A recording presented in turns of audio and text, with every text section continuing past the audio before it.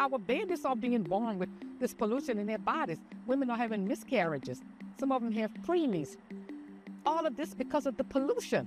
There would not be no justice to the 40 if it wasn't the blood, sweat, and tears, the death, sickness, and illness of our people for not only 30 years, but for hundreds of years. Well, not only the blatant structural racism that's taking place now, but what is happening around democracy.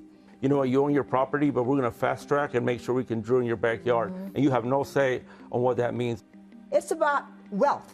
A lot of these solutions are actually just to extend fossil fuel infrastructures because they want to keep making money. And how can we create a living economy of respect and harmony with that sacredness of Mother Earth and not an extractive economy? We bear the brunt of the production of plastic. Environmental racism is, I know it sounds harsh, but as a tribal person, you can't help but feel that. Environmental racism is the problem. Environmental justice is the solution to the problem.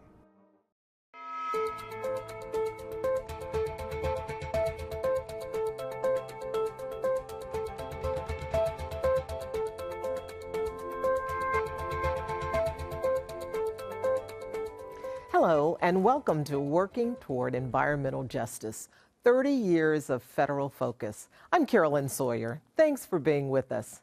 In 1994, former President Bill Clinton made history by signing Executive Order 12898.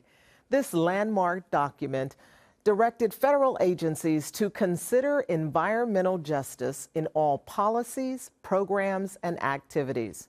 The aim was to ensure that minority and low-income communities are not disproportionately burdened by environmental hazards.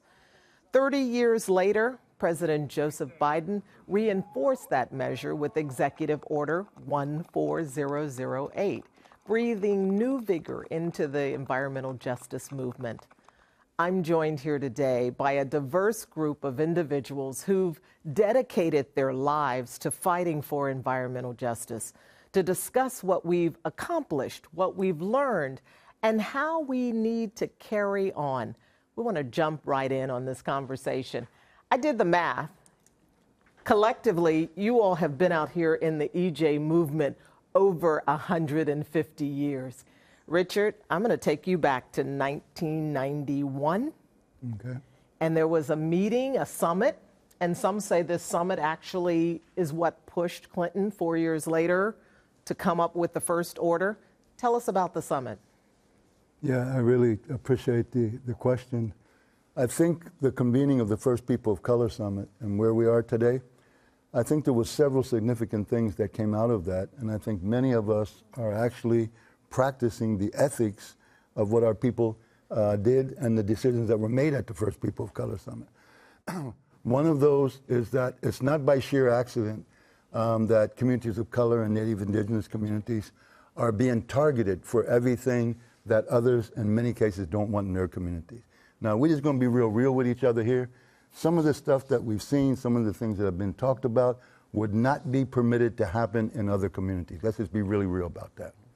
The other thing I think that goes along, and history unfortunately speaks for itself, is that we've proven the fact that our communities are being targeted. There was a report that was put out many years back, and a consulting firm that was hired by business, by industry, saying where should we locate our facilities? And they very clearly laid it out. Locate them in what's perceived as undereducated communities. Locate them in communities that don't have political clout.